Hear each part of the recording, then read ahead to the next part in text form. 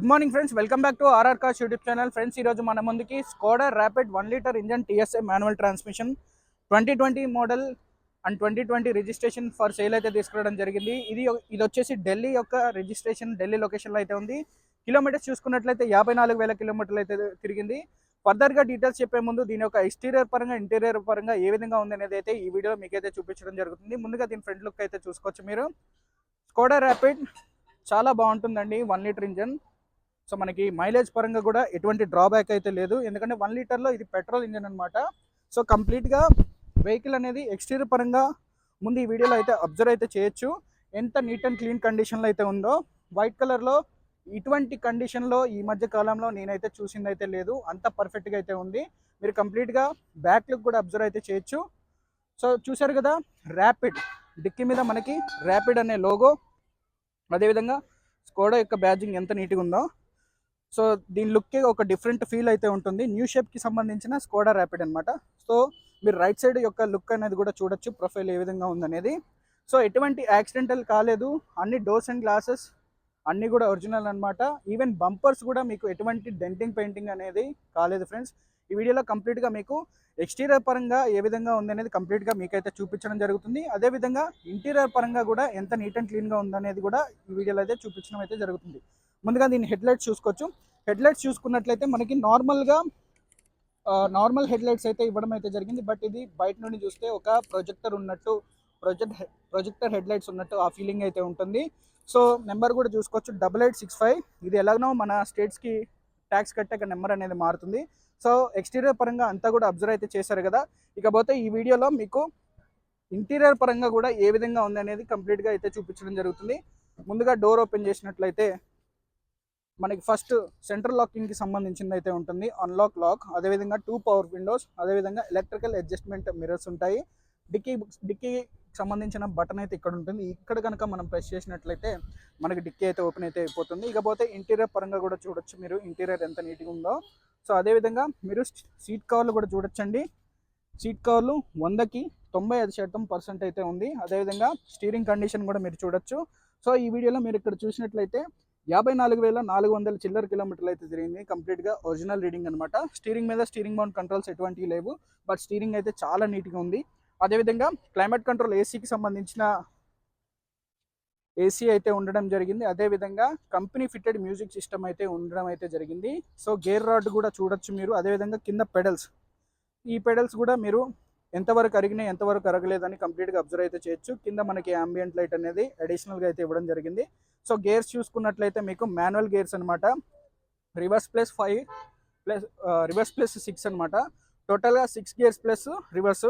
So 1 litre engine, pickup బాగుంటుంది. అదేవిధంగా running కూడా చాలా ఎక్సలెంట్ ఉంటుంది. మీకు ఆ యొక్క ఫీల్ పర్పస్ అంటే ఆ ఫీల్ని కూడా మీరైతే ఫీల్ అయితే అవ్వచ్చు, అంత చక్కగా ఉంటుంది అనమాట. సో స్కోడా, వోక్స్ వ్యాగన్ ఈ రెండు సమానమైన బండ్లు. బాడీ స్కోడా వాడు చేస్తే ఇంజన్స్ అన్నీ కూడా మన వోక్స్ వ్యాగన్ వాడు అయితే చేస్తాడు. ఇంజన్స్ కూడా BMW వీటికి మ్యాక్సిమం వోక్స్ వ్యాగన్కి సంబంధించింది అయితే ఉంటుంది. ఆ యాంబియంట్ లైట్స్ కూడా మీరు చూడొచ్చు. ఇది అడిషనల్ ఫిట్టింగ్ అనమాట. సో ఇది నార్మల్గా ఏదో ఉంది.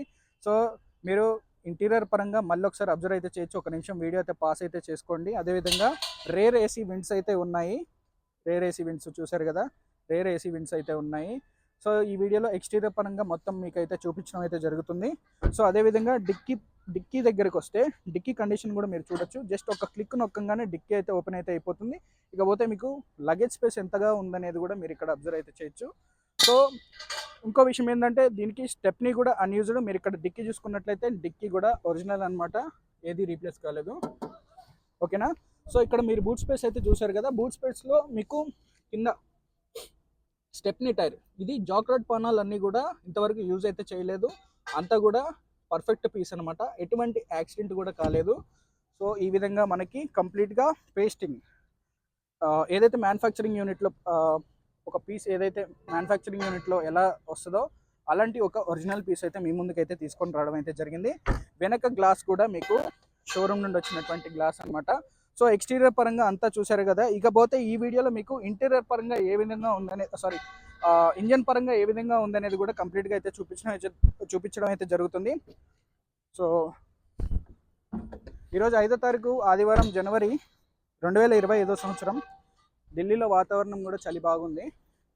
సో మీరు ఇక్కడ ఇంజన్ కూడా కంప్లీట్గా అబ్జర్వ్ అయితే చేయొచ్చండి.